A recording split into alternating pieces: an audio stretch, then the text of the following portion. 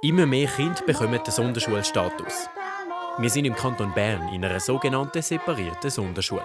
Die Zahl der Kinder mit einem Sonderstatus hat sich hier in Burgdorf in den letzten 5 Jahren fast verdoppelt. Psst, Angel. Es sind Kinder mit Trisomie 21, 3, Kinder mit speziellen, besonderen emotionalen Bedürfnissen und Verhaltensauffälligkeiten und Kinder im autistischen Spektrum. Der Umgang mit den Kindern ist herausfordernd, gerade auch, weil sie so verschieden sind.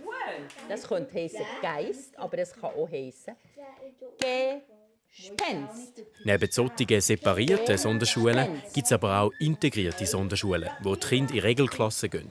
Die Zahlen von Kindern mit so einem Status sind in beiden Settings in vielen Kantonen recht gestiegen. Das hat auch mit der Überlastung dieser Klassen zu tun.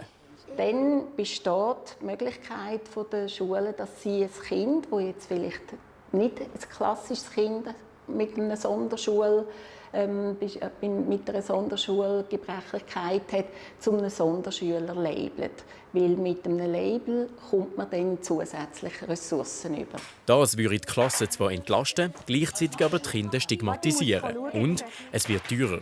Hier am Beispiel vom Kanton Bern. Die verschiedenen Schulkinder kosten unterschiedlich viel. Und die Lösung? Damit die Zahl der Kinder mit dem Label sinkt, bräuchte es mehr Unterstützung für integrative Klassen, sagt der Bildungsforscher. Wenn wir Kinder, die auffallen, rausnehmen und irgendwo platzieren, das wäre die Separation.